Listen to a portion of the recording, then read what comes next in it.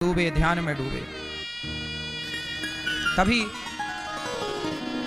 राजा परीक्षित जी ने पानी की याचना की, महाराज प्यास लगी है, पानी दीजिए। पर महर्षि बड़ी समाधि में डूबे, समीक ऋषि ध्यानस्थ, सुना नहीं उन्होंने। राजा परीक्षित जी को लगा कि मुझे देख करके इन्होंने झूठ मूठ की आंखें मूंद ली। तो जानते हो क्या हुआ? उन्होंने एक मरा हुआ सांप राजा परीक्षित जी के गले में डाल दिया। राजा परीक्षित जी ने मरा हुआ सांप समीक ऋषि के गले में डाल दिया।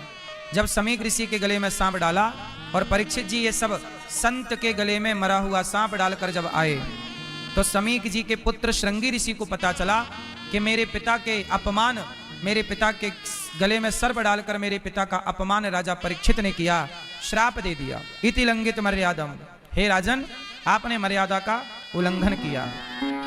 इति लंघित मर्यादम तक्षकः सप्तमेहनि, आज से 7वें दिन तक्षक तुम्हें डसेगा और तुम्हारी मृत्यु हो जाएगी।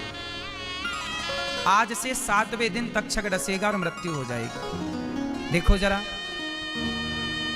राजा परीक्षित जी ने एक गलती की, एक संत का अपमान कर दिया। इसलिए हम आप लोगों से कहते हैं कि ये कथाएं हमें ये सिखाती हैं कि सपने में भी किसी का अपमान नहीं करना चाहिए, खासकर किसी साधु का, किसी संत का अपमान करने से बचना चाहिए। अपमान कभी ना हो। राजा परीक्षित जी ने अपमान कर दिया। जब उन्होंने अपना राज मुकुट उतारा तब उन्हें याद आया कि मैंने क्या कर दिया। उन्हें लगा कि मुझे दंड मिलना चाहिए, मैंने एक संत का अपमान कर दिया। अच्छा, राजा परीक्षित ऐसे थे नहीं, वो किसी साधु का अपमान करते नहीं थे। आज कैसे हो गया? आज राजा परीक्षित के सिर पर कलयुग आकर के बैठ गया। विनाश काले विपरीत बुद्धि, जब अनाश मनुज का छाता है पहले विवेक मर जाता है। राजा परीक्षित जी के सिर पर कलयुग कैसे बैठा? राजा परीक्षित ने कलयुग को रहने के 4 कमरे बनवाए। बताओ ये कौन सा युग चल रहा है? सब लोग बताओ। मैया, ओ मैया, ये कौन सा युग चल रहा मेरी मां? जोर से। कलयुग। कलयुग। अभी देखो यहां तो कलयुग नहीं चल रहा है। जहां एसी चलती है क्या वहां गर्मी का प्रभाव होता है? उत्तर दो। जहां एसी है, एसी की ठंडी ठंडी हवा है, क्या वहां गर्मी का प्रभाव है? उत्तर दो। जैसे जहां एसी चलती है तो वहां गर्मी का प्रभाव नहीं होता, उसी तरह जहां भगवान की कथा होती है, कीर्तन होता है, सत्संग होता है, वहां कलयुग का प्रभाव नहीं होता। कलयुग का प्रभाव कहां होता है? द्यूतम, पानम, स्त्रियः, सूना। कलयुग कहां रहता है? कलयुग का पहला ठिकाना है जुआ, द्यूतम। जहां जुआ वहां कलयुग, जहां जुआ वहां कलयुग।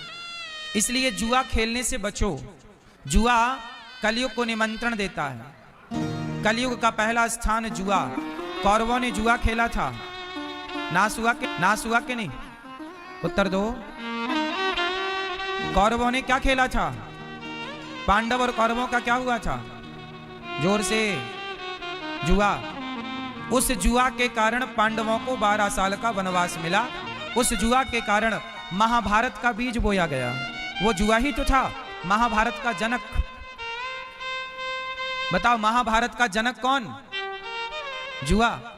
इसलिए जुआ ना खेलो। जुआ खेलोगे कलयुग बैठेगा और कलयुग बैठ जाएगा खोपड़ी में, सर्वनाश कर देगा। जैसे कौरवों का सर्वनाश हो गया जुआ खेलने से। आप में से कितने लोग जुआ खेलते हैं? जो खेलते हैं बताओ। खेलते हैं? क्यों? एक सज्जन बोले, महाराज जी हम जुआ नहीं खेलते, बस टाइम पास करते हैं। टाइम पास के लिए ताश के पत्ते खेलते हैं। हमने कहा कि टाइम पास, अब आप क्या टाइम पास करोगे? अब तो टाइम खुद आपको पास करने वाला है। अब आप क्या टाइम पास करोगे? देखो, ये जीवन टाइम पास करने के लिए नहीं मिला, ये जीवन मिला है अच्छे कर्म करने के लिए। अच्छे काम कर लो। पैसा मिला है तो जुआ खेल के ना गवाओ, अच्छे काम में लगाओ, समाज की सेवा कर लो, किसी भूखे। अब देखो आप लोग कथा सुनने यहां आ रहे हैं, सबके भोजन की व्यवस्था यहां पर है। ये अन्नदान ही तो है ना कि भक्तों को पेट भर भोजन मिल जाए। अच्छे काम में भी आपका पैसा खर्च हो सकता है और बुरे काम में तो हो ही रहा है। इसलिए जुआ जहां है वहां कलयुग है। द्यूतम दूसरा ठिकाना, पानम शराब, जहां शराब है वहां कलयुग है। शराब, आप में से कितने लोग शराब पीते हैं? बताओ, कोई नहीं पीता? आप पीते हैं शराब? पानम, शराब पियोगे बुद्धि भ्रष्ट हो जाएगी।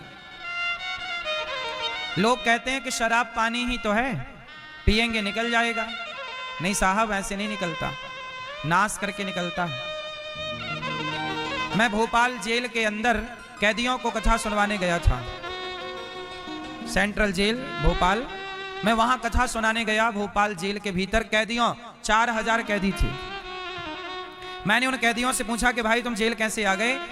तो 99% कैदियों ने यही कहा कि महाराज जी हमने शराब के नशे में मर्डर कर दिया, शराब के नशे में बलात्कार किया, शराब के नशे में ये गलती हो गई। जो भी अपराध हुआ वो कहां कैसे हुआ? शराब के नशे में। आज जितने भी कैदी हैं, आप किसी भी जेल में जाओ, भारत के जेल के भीतर जितने भी कैदी हैं, वो कैदी केवल शराब के कारण गलतियां करते हैं। शराब पी ली और क्राइम कर दिया, अपराध कर दिया, फिर तो जेल होना ही है। मूल वजह क्या है? शराब क्या करती है? जैसे ही आप पीते हैं तो शराब मस्तिष्क को शून्य कर देती है, सोचने समझने की क्षमता समाप्त हो जाती है शराब पीने के बाद। शराब जितने लोग पीते हैं वो याद रखें कि आज नहीं तो कल, कल नहीं तो परसों वो शराब आपको नुकसान पहुंचाएगी। चाहे शारीरिक नुकसान, शराब पीने से शरीर भी खराब होता है और शराब के नशे में आदमी गलत काम करता है और वो गलत काम करके जेल चला जाता है। 20 साल के लिए जेल में रहता है, सारी जिंदगी समाप्त हो जाती है, परिवार बिखर जाता है, बच्चे अनाथ से हो जाते हैं। ये सब शराब का ही कारण है। हमारे भारत में देखो ना, मजदूर 500 रुपए कमाता है दिन भर का, तो 300 रुपया की शराब पी लेता है।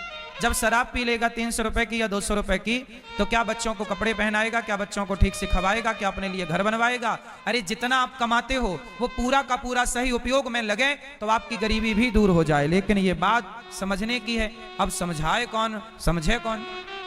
हमारे देश में गरीबी का मूल कारण क्या है? शराब। शराब बेचने वाले अमीर हैं, शराब पीने वाले गरीब हैं। और एक बात और बताऊं, शराब बेचने वाले शराब नहीं पीते। अधिकांश जो उसके मालिक होते हैं, जिनका ठेका होता है ना शराब का, मैंने बहुत शराब बेचने वालों को देखा, वो शराब नहीं पीते। वो जानते हैं कि हम पीना शुरू कर देंगे तो ये हमें पी जाएगी। शराब व्यक्ति एक बार पीता है, उसके बाद तो शराब आपको पी पी के समाप्त कर दे। कितने लोग इस बात से सहमत हैं कि गरीबी का कारण शराब भी है? जो पैसा शराब में खराब होता है वो परिवार के सही उपयोग में लगे तो काफी अच्छा होगा। सही है? तो शराब देखो, हमारा तो धर्म है आपको सही ज्ञान देना, सही समझाना। तुम शराब पियो या शराब से नहाओ, हमें क्या, पर हमारा तो धर्म है सही ज्ञान देना। तो शराब नहीं पीनी चाहिए, इसका आप ख्याल रखो। द्यूतम पानम स्त्रिया, जहां शराब है वहां कलयुग, जहां जुआ है वहां कलयुग। और जहां स्त्रिया, जहां पर स्त्री गमन है, पर नारी पैनी छुरी, तीन तरफ से खाए, धन हरे यौवन हरे और घोर नरक ले जाए। पराई स्त्री को ना देखना साहब, वरना क्या होगा? सर्वनाश। किसका हुआ? रावण का, पराई स्त्री को देखने के कारण। इसलिए पराई स्त्री, कलयुग का वास होता है। जहां पर पुरुष पर नारी का संग हो वहां कलयुग प्रवेश कर जाता है। और कलयुग का चौथा स्थान स्त्रिया सूना, मांसाहार। जहां मांसाहार है वहां कलयुग। कलयुग का एक 5वां स्थान और है, बेईमानी से कमाया गया धन। जो व्यक्ति ईमानदारी से कमाता है उसकी कमाई, उसके धन में कृष्ण का वास होता है, और जो बेईमानी से धन कमाता है उसके धन में कलयुग का वास होता है, और वो धन विनाश की ओर ले जाता है। इसलिए कमाई कैसी हो? ईमानदारी की। बेईमानी का धन बिल्कुल ना हो, बेईमानी से बचना चाहिए। आप देख लो, जितने लोग बेईमानी का धन कमाते हैं सब लोग दुखी हैं, परेशान हैं। पता नहीं क्यों कमाते हैं बेईमानी का। बस राजा परीक्षित ने जब सुना कि मुझे 7 दिन में मरने का श्राप लगा, घर छोड़कर शुकताल गए। वहां सुखदेव जी आए, पूजन किया, और परीक्षित जी ने प्रश्न किया कि हे गुरुदेव, मुझे 7 दिन में मरना है। पुरुषस्य यत् कार्यम म्रियमाणस्य सर्वथा, क्या करूं मैं? जो 7 दिन में मरने वाला हो वो क्या करे? राजा परीक्षित जी को 7 दिन में मरने का श्राप लगा। अब जिसे 7 दिन में मरना हो वो क्या करे? तब राजा परीक्षित जी को सुखदेव भगवान ने भागवत सुनाई कि जो 7 दिन में मरने वाला हो, मतलब जिसकी उम्र बहुत थोड़ी हो, वो केवल भागवत सुने उसका उद्धार हो जाएगा। अभी 12 मई से वृंदावन में भागवत जी के पोथी पाठ बैठेंगे। आप लोग भी अपने पितरों, आप लोग आओ वृंदावन में 7 दिन रहो, और वहां प्रेम से भागवत की पोथी पाठ बिठाकर अपने पितरों को भागवत सुनवाओ। इससे पितरों का तो उद्धार होगा, उनके आशीर्वाद से आपका भी उत्थान होगा, आपका भी यश कीर्ति बढ़ेगी। भागवत जरूर सुनना चाहिए, सबको सुनना चाहिए।